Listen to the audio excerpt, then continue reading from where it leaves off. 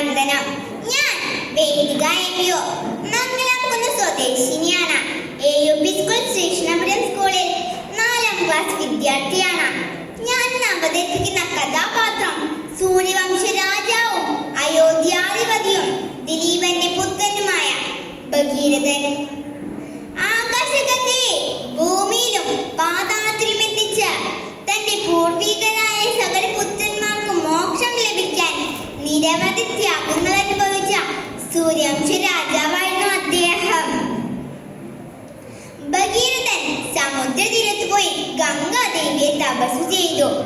അനേകായിരം വർഷങ്ങൾക്ക് ശേഷം ഗംഗാദേവി പ്രത്യക്ഷയായി എന്തു വരം വേണമെന്ന് ചോദിച്ചു.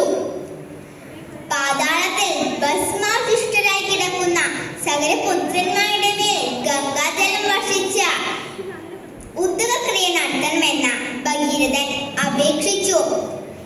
ഗംഗ ഇങ്ങനെ അരുളി, അല്ലയോ ഭഗീരഥ, എന്റെ ശക്തിയായ പ്രവാഹത്തെ ഭൂമിക്ക് താങ്ങി നിർത്താനാകില്ല.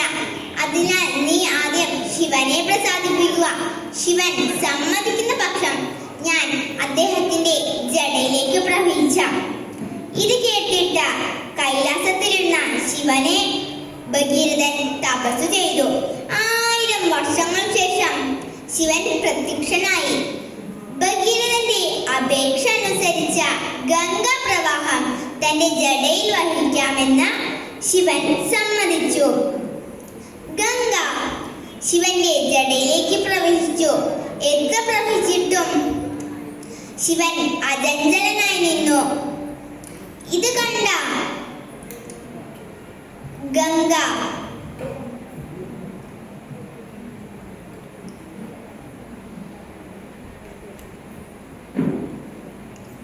ആ മഹാശക്തിയെ ഒന്ന് ചലിപ്പിക്കണമെന്ന അഹങ്കാരമുണ്ടായി. വിവരമറിഞ്ഞ ശിവൻ ഗംഗയെ തന്റെ ജടയിൽ ഒതുക്കി. വഴി കാണാതെ അനേകായിരം വർഷങ്ങൾ ഗംഗാ നദി ശിവന്റെ ജടയിലൂടെ ചുറ്റി നടന്നു. ഒടുവിൽ ഭഗീരഥന് ഒന്നുകൂടി ശിവനെ പ്രസാദിപ്പിക്കേണ്ടി വന്നു. ശിവൻ ജട കുടഞ്ഞ ഒരു തുള്ളി വെള്ളം നിലത്തു വീഴ്ത്തി. അതാണ് ഉത്തരഭാഗത്തിലെ ഗംഗാ നദി. ഗംഗ സമതലത്തിലൂടെ ഒഴുകി പാതാളത്തിൽ ചെല്ലുകയും സകല പുത്രന്മാരുടെയും ഉദ്യോഗക്രിയ നടത്തി കൊടുക്കുകയും ചെയ്തു. ഭഗീരഥന്റെ ബഹുമാനാർത്ഥമാണ് ഗംഗയ്ക്ക് ഭാഗീരഥി എന്ന പേര് ലഭിച്ചത്.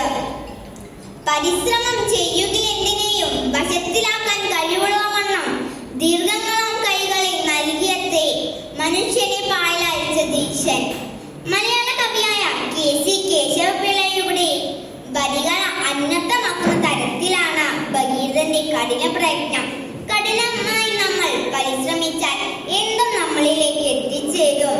വിദ്യാർത്ഥികളായ നമുക്കുള്ള ബൃഹത്തായ പാഠമാണിത്. നന്ദി, നമസ്കാരം.